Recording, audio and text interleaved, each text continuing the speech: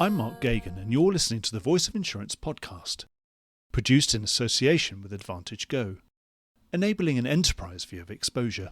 Today's guests are the executives behind the fast-growing specialist aviation broker startup, Piiq Risk Partners. In a very short space of time, Philip Smaje CEO and Marcel Chad President have put Piiq on the front pages of the trade press with some eye-popping blue-chip household name client wins. In a time of seemingly permanent consolidation and the homogenisation of so much of the intermediary market, theirs is a story that I think will inspire many brokers. People, connections, specialist knowledge and expertise, and an ultra-client-focused approach are clearly still incredibly important. Listen on for the secrets of their early successes and what drives their business, an honest assessment of the impending acquisition of their parent company Corant Global by Ardonagh, and a frank analysis of the state of the aviation market. Enjoy the podcast. Hi, I'm Rick J. Lindsay, Chairman and CEO of Claims Direct Access, otherwise known as CDA. We all read about the claims nightmares in the United States of America, social inflation, nuclear verdicts, and the sky is falling. Hardly a day goes by without the news of reserve strengthening at major carriers. However, it's not all bad news. In the United States of America, we have the best legal system in the world, which allows you to fight frivolous claims and litigation and come out on top. In this kind of environment, you must get smarter about how you handle your claims and who your partners are.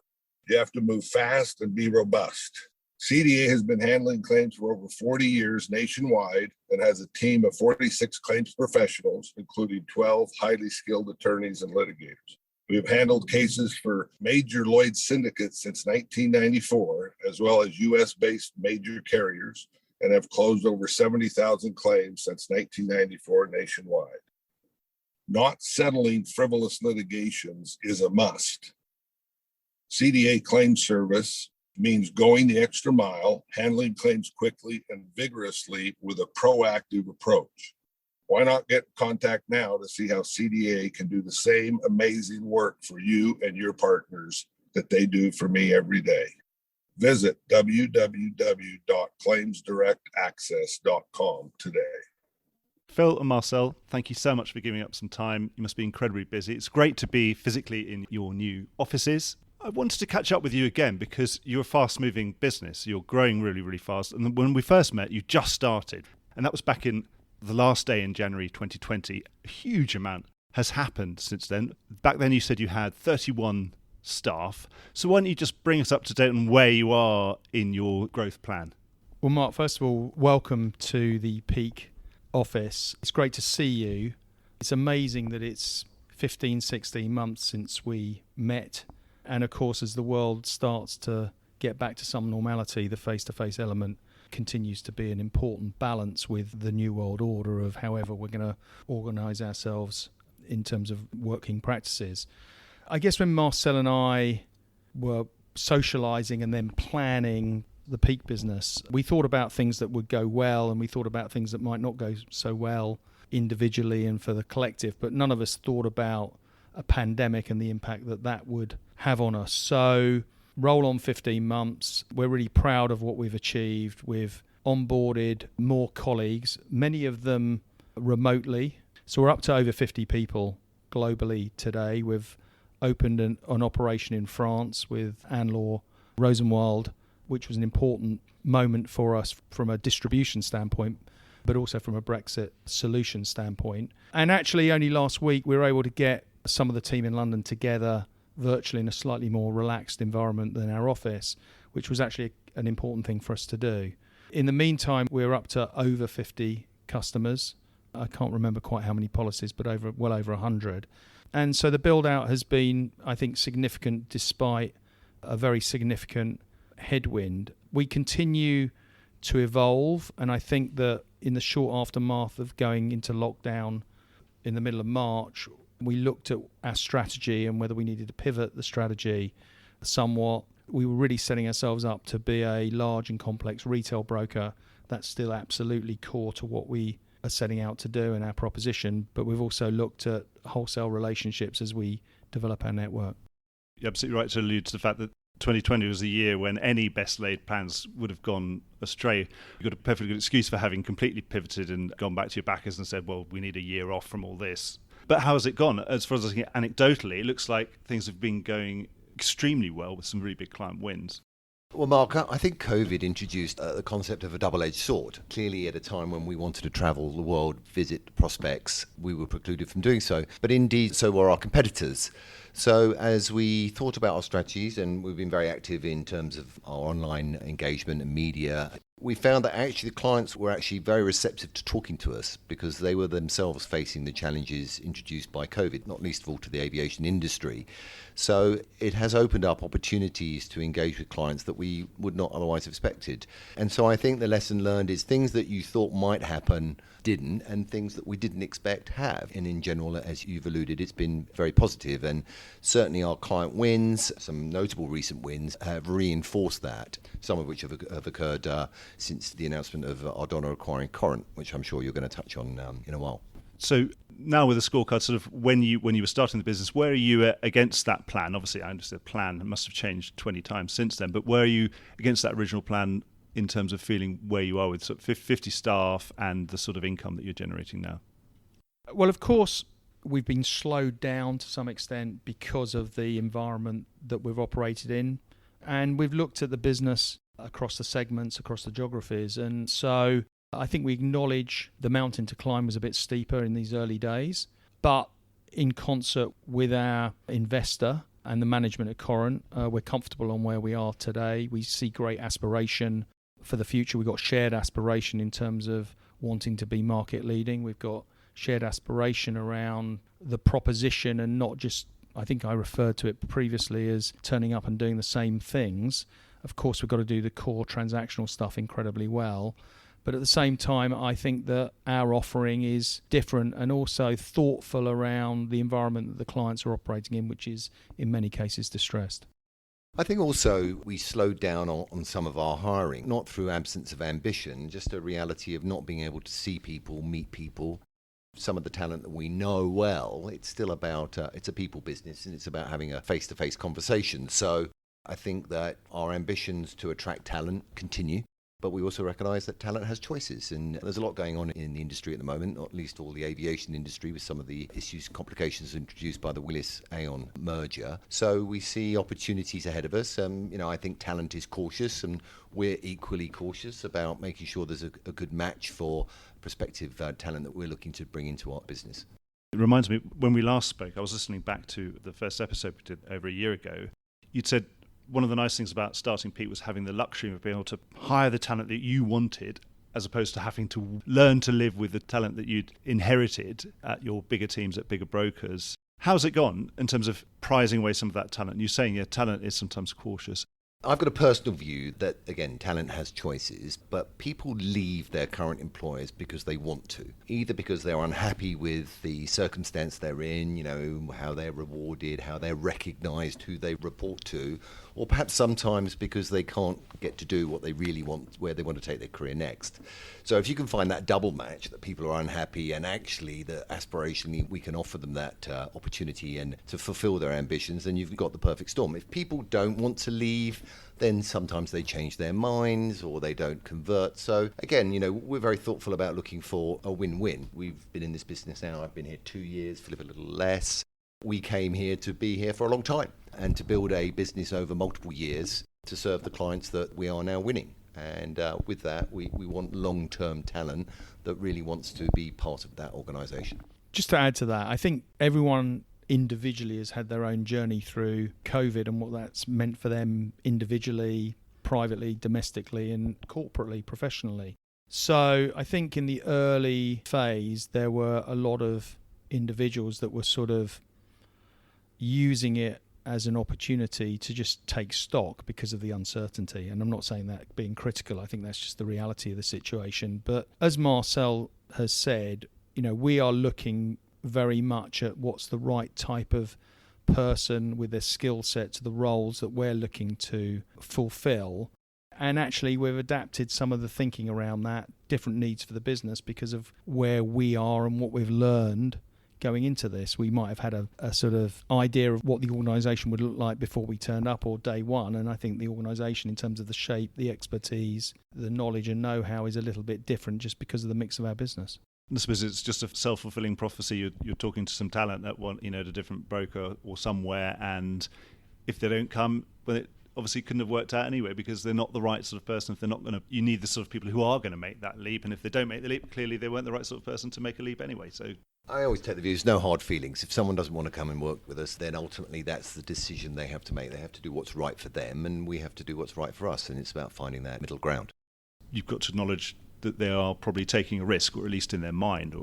Yeah, I think there's risk with everything. There's risk staying where you are. I mean, that's clearly illuminated by, you think about the changes that have occurred in the last years, JLT rolling into Marsh, the Willis Aon situation. So I think that we often say to the clients, we made our decision. We have arrived here. We're going to be here as a group of individuals working together, and therefore we offer stability. Of course, we had COVID, the biggest spanner in the works for many, many years for anybody. But of course, the biggest other bombshell that dropped after we put your podcast out last year was the Aon Willis announcement. I presume that has mostly been wind in your sails, hasn't it? That's been genuinely positive, I presume. Yes, look, I think it's gone on. There was speculation for a year, okay, so that prompted some activity in that period of uncertainty, and then it was announced shortly after we met, and here we are 14 months on in terms of that, and there's still a lot of uncertainty. So I think there's a lot of fatigue within those organisations, or I'm sure there is within individuals within those organisations. And so it would seem to me that they've lost control of the process to some extent. There's clearly a desire to get the deal done. The latest development creates some concerns around that, and clearly they've made significant concessions with the European Union in terms of the remedy package. So actually, in a lot of cases, the individuals there were sticky to wait and see what it was going to be like once the deal got closed. But that now seems to be further out. The horizon has just extended again. And so we're monitoring that situation very carefully. And as I say, I think that there is a fatigue factor that's growing within those collective organisations because they've been in limbo for a long time. And Marcel talked about stability, and we got to that particular answer as far as Piiq is concerned quite quickly. And we hadn't really thought about it on the way in about we've got people, colleagues, they've arrived from different places, many different places. We've got a purpose, we've got a vision, we're on a pathway, and we want to build a great business. And so there's some stickability around that. Now, we're not taking any of that for granted, but I think there's shared goal and ambition for our business. And I just think one other point, we do talk about being a talent-based business, but let's not forget the client ultimately makes the decision, and I think you've got to be thoughtful about disrupting clients by taking teams. That doesn't necessarily suit every client, and therefore you can't necessarily expect that they're just going to say, well, thanks very much for hiring my team, you can have my business. Clearly clients will evaluate their options, particularly the larger clients. They have choices as well. And so we have to balance all of this. And I think very often I find myself apologising to prospective clients because we have hired a key individual or a number of key individuals that have represented them in the previous employer, previous broker. And that's where we start our position, sort of very humbly, sorry for disrupting your delivery, but how can we help? And I suppose the other phenomenon that Aon Willis, if it hadn't already happened with Marsh JLT, was if anybody had any ambition in aviation long term, it's flushed them out. Did you find it unleashed even more of a war for that talent because it flushed out all sorts of people with ambitions in aviation who weren't there before? For sure. I think dislocation and disruption creates opportunity, and I think so. I think everyone was looking at what the opportunistic boundary and framework looked like. I think that what's helpful for us at this point is we've got some proof points. So I think when we met, it was really around aspiration, but we've got some proof points at this point in time. And as Marcel said, some very, very significant clients have made a decision which we're really proud of in terms of what we've achieved, proud for our colleagues as well, because it's an endorsement to the decisions that 50 plus people have made to come here. I talk actually quite a bit, and Marcel and I have socialised this a fair bit, about what we have learned in this period as leaders and colleagues. And it has been testing at times, 8 hours, 10 hours longer on video calls at the beginning of this when, there was a lot of uncertainty in the world. There was a lot of uncertainty around whether or not something like this could work as effectively in that environment than a normal environment. And I suppose, as I said, we've got these proof points that give us a great foundation to build and grow, and some confidence as opposed to arrogance to build on that. You've had some really big contract wins, the sort of clients, I'm not sure if we need to name them, but the sort of clients that you do associate absolutely with the big three. You say this is why the big three exist. They're here to serve clients of that ilk, global clients served by global brokers, and that's why they exist. So how did you manage to sort of start to dislodge some of those accounts and sort of deinstitutionalize them? Well, I think first of all, Mark, we obviously established quickly a relatively large team, and we talked about 30 people a year or so ago. We're now over 50 people. We've hired from some of the largest broking houses, and we've hired some exceptional talent. So with that, of course, we have introduced a level of disruption into some clients' teams because we've hired the very people that represented them in the past. And so perhaps there has been a reason for the client to consider what their options might be. On top of that, the aviation market has been somewhat harder in recent times in terms of prices increasing, so clients are obviously thoughtful about that, aligned to the fact that COVID is introducing financial pressures on the aviation industry. So in some respects, clients have got it on all fronts. And then, of course, in the broader market, we're seeing Aon, Willis, we've seen JLT Marsh, as we've talked about. So I think a number of clients were reaching the point where they were thinking about evaluating their options, going to tender. Many of those were deferred from last year because of the disruption introduced by COVID. But that said, we're seeing a significant increase now. So the number of client tenders this year will be 3 or 4 times what you might expect to see in a normal year. We're, of course, perfectly positioned at a time when clients need help the most for ideas, innovation, strategy, that our team has arrived. Well, obviously, when you start, you're not overly encumbered with legacy work. So we can put our very best people towards developing solutions for those clients. And I think that's been reflected in the number of major wins that we've had. I would say this, wouldn't I? None of them have come easily. I mean, we've worked hard to win those clients. We had no expectation, absolutely, of winning those clients until they made their decision. But I do think it's a reflection of the talent that we have and the concepts that we are able to deliver. Just to add to that, we talk about having a differentiated client proposition. Well, anyone can say that.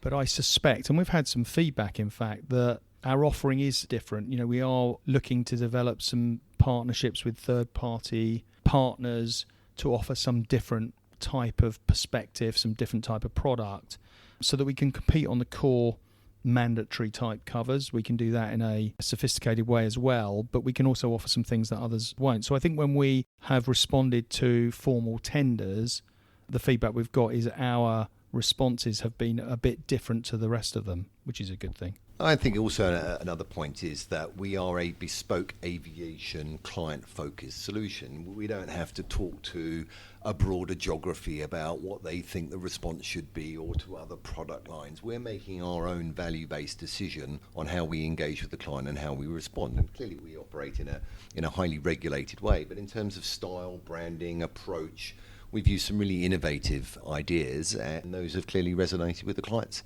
I was going back to thinking about the first podcast we did where you said your experience of working in a very large broker, sometimes you just feel that aviation is sort of an afterthought and a rounding error, you described it as. Presumably, is this your USP to those clients to say you won't be a rounding error within our operation because you're core to our business? In fact, you know that if we win your business, it will move the dial for us and it will be significant and we'll be all punching the air.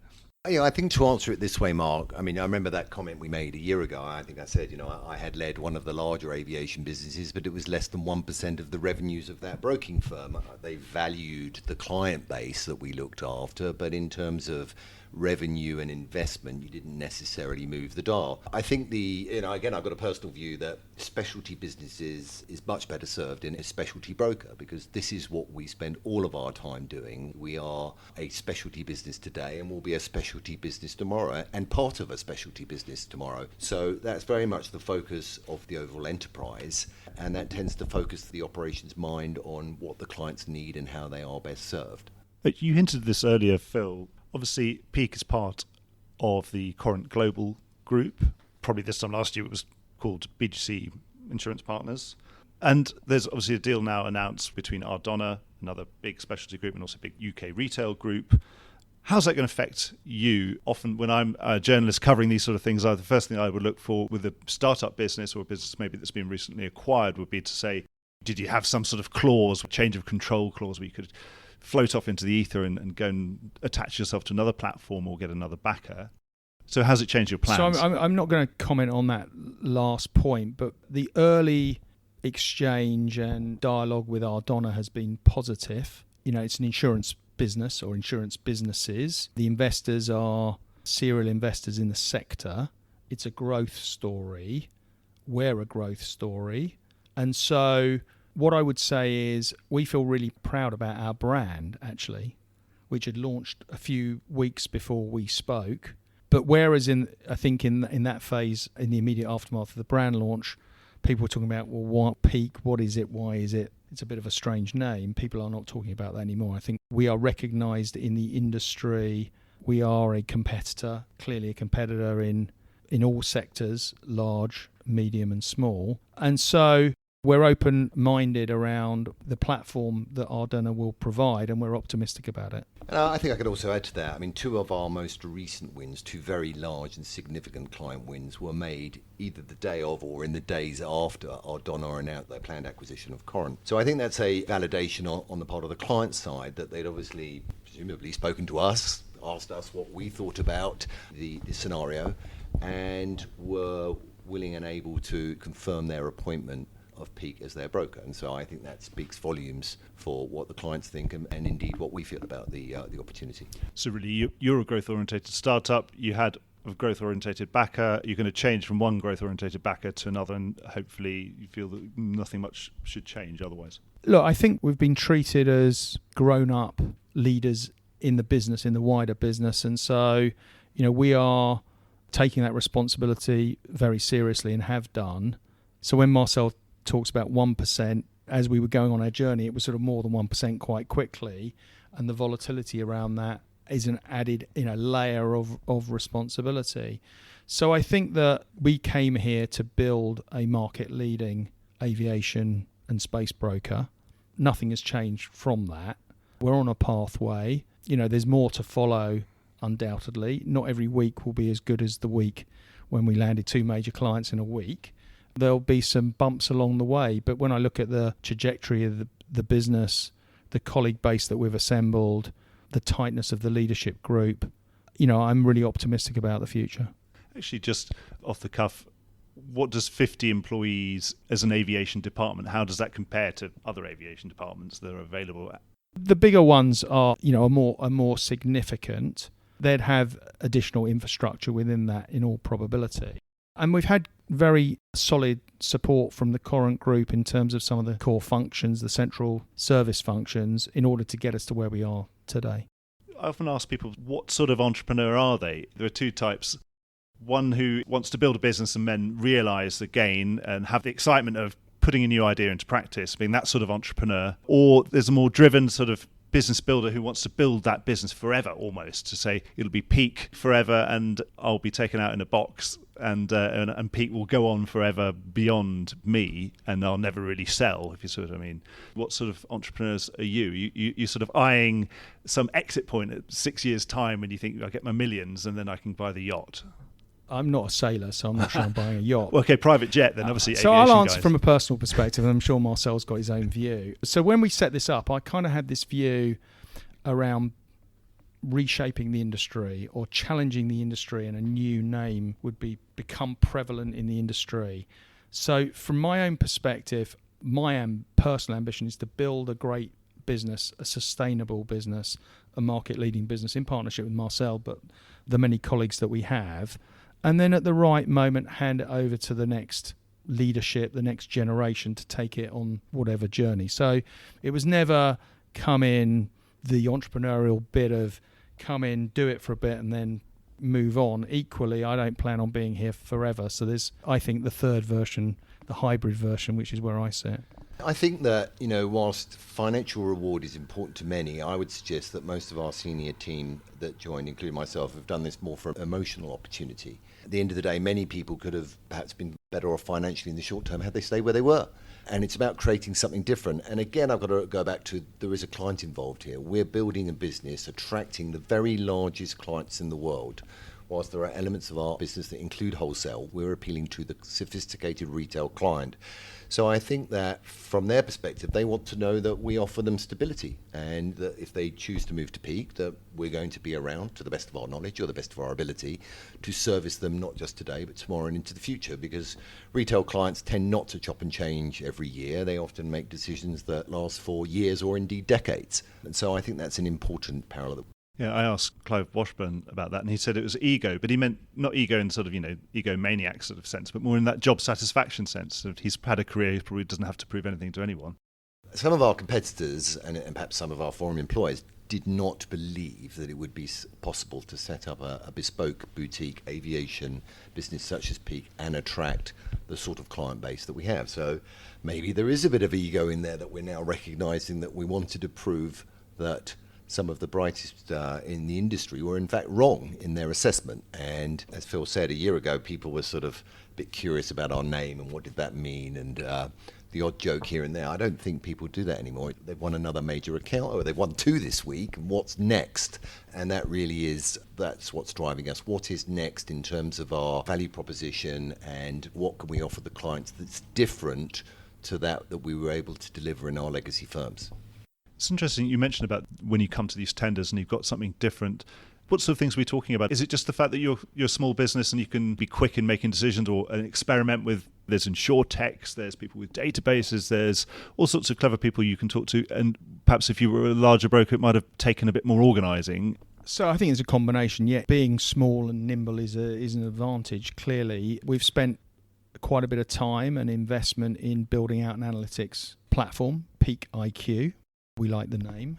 And so that's been an important component. But we've also partnered with a number of different firms across the industry looking at alternative products that I would say are not non-core, which in some instances have been particularly relevant given where the industry, the distressed element of the industry, the distressed state of the industry, and actually in some instances may take the conversation beyond risk management into treasury and, dare I say it, finance. And so if you're bringing those sort of conversations to bear and it's a relevant solution or product, that can be really impactful.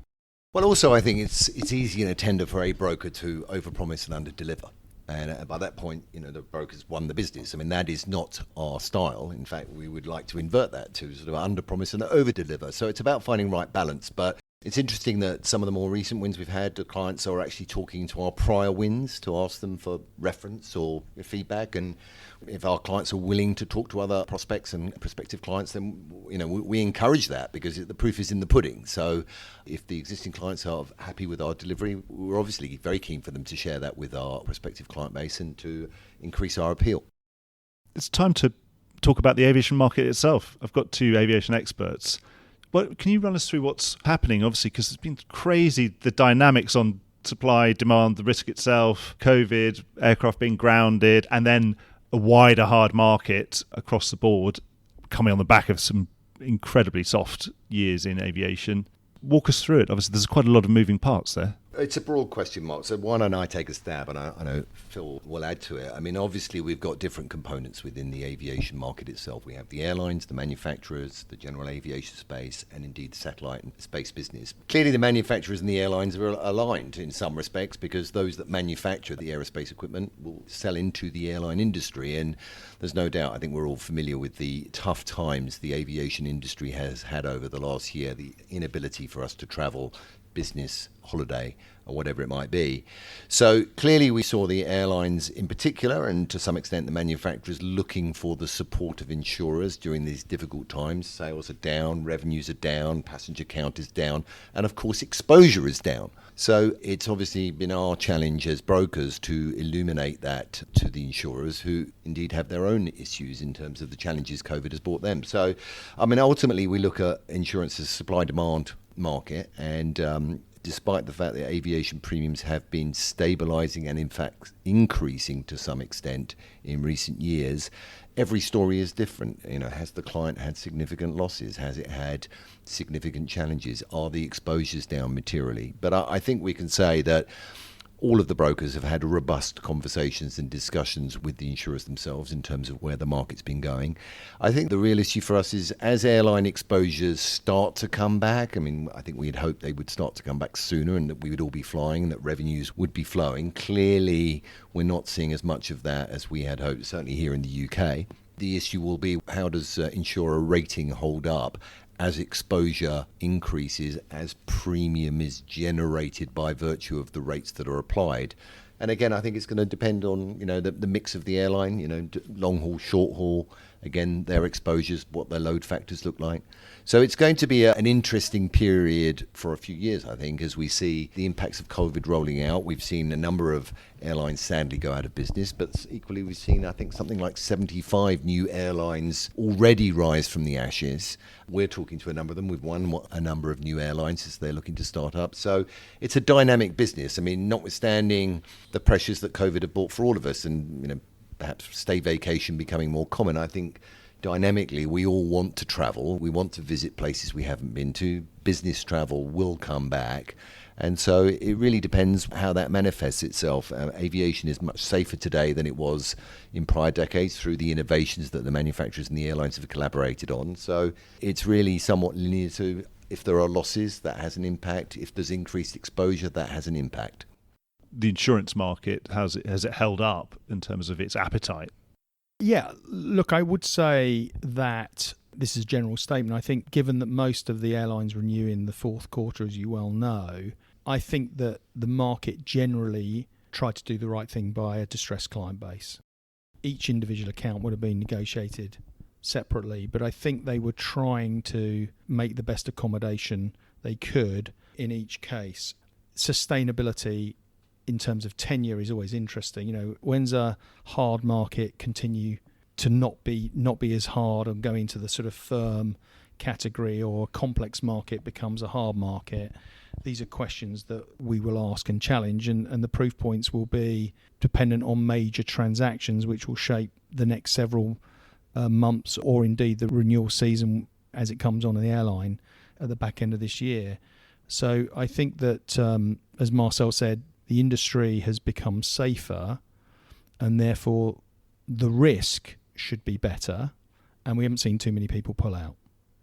And in terms of that hardening, do you think, is it too soon to say you can see it coming to an end? In terms of price adequacy, it must be very difficult at the moment because of, presumably, you've got what we describe as frequency benefits in that, exposure's completely down, planes are not flying around, they're parked, completely different risk. But losses presumably are down in aggregate, and underwriters, one presume, are making money. Do they feel now that with the years of increase that they've had, have they got the rate back to where they feel it should be technically?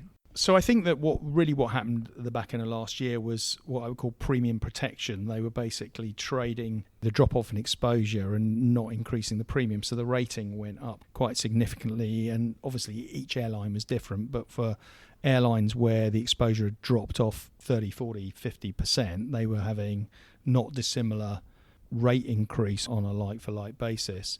So I think that, again, Marcel makes a really good distinction. I think long-haul exposure will look very different from domestic or regional. And then I think that inevitably there will be an element of competition because there is still oversupply in many cases. And you've also got some new entrants that were building up that will continue to try to evolve their business model as they grow and develop. And pricing adequacy, I think, is in the eye of the beholder. And ultimately, some insurers have inferred that 2020 could be one of their best years in recent years by virtue of the pricing stability, premium stability that Philip inferred, and the fact that losses were relatively light. The other issue, of course, is no insurer writes every risk. So it rather depends whether you were lucky or unlucky based on the losses that occurred last year. It was a low year in terms of fatalities, fortunately, but obviously attritional losses, whole claims all factor in. So I think we're generally, as Philip said, seeing oversupply in general terms. Obviously, there's always the odd risk that meets the exception, but in general terms, there's more supply, and so that's affecting the supply-demand curve. And does the real proof of the pudding come when the exposure, the actual sort of passenger hours, when that comes back? So the underwriters have held the premium as expiring or whatever and had the benefit of the fact that planes were not flying around and the risk was much lower, so risk adjusted, they're doing well. Is the real proof when things come back and we won't know because things haven't come back yet. At that point, if they continue with a flat premium, then their risk-adjusted rate is going to be plummeting. Yeah, to some extent. I mean, I think it's rated on projection for the next 12 months, and I think that depends on the finance department's perspective of what the next 12 months looks like. I think that I've dealt with buyers who've been predominantly financed that have insurance as part of their responsibility. I'm sure they've been reforecasting very, very regularly over this period because it's been very volatile. I think when we went into lockdown, in fact, we presented internally to the investor about the expectation that come September things might change, but obviously we went into the autumn and the winter and it was pretty grim and not much changed. And there are signs of positivity. I think North American domestic travel has returned fairly robustly, and I think China domestically and obviously sort of regionally, but the holiday traffic is still slow. It's complicated. I haven't been on holiday overseas, but it's complicated and expensive from a process standpoint. So I think this is going to continue to slow. And of course, the summer months are incredibly important in the Northern Hemisphere for that holiday traffic. Hey, look, I use myself as a poster child. I've done 2 business trips in the last month, and I'm doing 2 more next week. So I think that perhaps I'm unusual at the moment in that regard, but I've got the appetite and the desire to travel, particularly from a business perspective. So let's hope as people become more fully vaccinated that appetite increases, and that will only serve to support the aviation industry, which is a critical part of what we do. Well, Phil, you mentioned about potential new market entrants into aviation. In the wider market, we've seen a phenomenon of the class of 2020, new capital being formed. Has any of that capital finding its way into aviation? I've talked to 1 or 2 of the chief executives of the new entrants. I think they're watching carefully because of the dynamic within the industry of, okay, rates have gone up, but premium hasn't. And I guess when they're looking at it and, effective use of capital, I guess when they're comparing it to some property casualty areas, or dare I say it, D&O, there's a more positive outlook. I think what will happen is as the passenger traffic increases, that will become more interesting for these new entrants at that point in time. And what about reinsurance? Certainly, again, when I talk to everyone, the wider aggregate of the marketplace, reinsurance seems to have been quite a benign influence, that they've just been happy for insurers have been putting the prices up, and that's the way the dynamics have gone. Reinsurers haven't been hardening the market. They've just been riding that hardening market and just benefiting from the better underlying rates. Is that a similar sort of picture in aviation? Well, I think the aviation reinsurance market has been distorted by a notable loss in 2019, which has one of the largest losses to the market ever. And clearly that is filtering all the way through to the reinsurance market. As we understand it, that is increasing pressure on reinsurance premiums. But to an extent, again, it's not a straightforward picture, as some larger insurers buy on a cross-class basis. They have the ability to flex. They have the ability to change their retentions. If certain insurers are increasing their premium writings, which we are seeing, then obviously that has effect on reinsurance rate and premiums. So broadly, we understand reinsurance pricing is going up. As you yourself pointed out, reinsurance have made a significant profit over aviation reinsurers over time. So I think that they have to reflect, is this a short-term bubble for them? And in fact, could they drive the direct insurers to take more risk at a time when there's less exposure? So they've got to balance their own style and approach. And ultimately, we're not necessarily seeing that significantly feed through to direct pricing. Direct pricing seems to be very much more driven by exposure metrics and people assessing the business that they want to be involved with. And obviously that big loss, that's in the manufacturing space, one would assume. And again, so reinsurance being the ultimate backstop for effectively a CAT, almost systemic loss, because you're talking about such a very limited pool of manufacturers within aviation. Are they really driving change there? Is this almost like their pandemic? Look, I mean, you could say it's a one-off unusual loss that has occurred. It's the largest that we've seen. We've seen that in other sectors of the insurance. If it was more systemic, repeated, then you might say, well, that's a reflection of where the market is at. So, I mean, this is the point about insurance. I mean, it is for that is not expected. So what was the remediation around those, some of the manufacturers' issues in particular are ongoing. The broader industry is regarded as hugely safe. I mean, I often say, our manufacturer clients make the industry safer. Sometimes their products are called to question subsequently, but ultimately it is much safer today to fly as a passenger than it was a decade or 2 decades ago. So you have to sort of balance that in the round, but we are not seeing a reduced appetite for the manufacturing business. If anything, the manufacturers are regarded as stable, strong balance sheets, strong pipeline of sales, often sales going out multiple years. So it is a stable segment that is attractive to insurers in the long term. Is there a lot more demand for information than there would have been? Well, broadly, I think the manufacturers are very good at sharing information and educating insurers, and indeed, in some cases, reinsurers. In the past, I've visited with reinsurers with clients so that we can articulate and help them understand the underlying risk that they're assuming. I mean, ultimately, aviation industry is highly regulated, by virtue of the various regulatory bodies that exist, and no manufacturer or airline seeks to operate a business that is unsafe. So we can rely on those two fundamentals. I mean, essentially, occasionally things happen, and I think lessons are learned. I mean, I think back to the past where we had incidents of wind shear. Now there is wind shear technology to predict it. They had incidents of aircraft flying into terrain. Now there is technology to avoid that. So as the industry learns from each incident, it shares that knowledge amongst itself and then evolves to a better place. So I wouldn't like to suggest that, think good things come out of bad things, but ultimately lessons are learnt each time there are significant incidents in our particular industry. And that serves us all better, both as insurance professionals and as passengers. So there's no crisis of confidence in culture?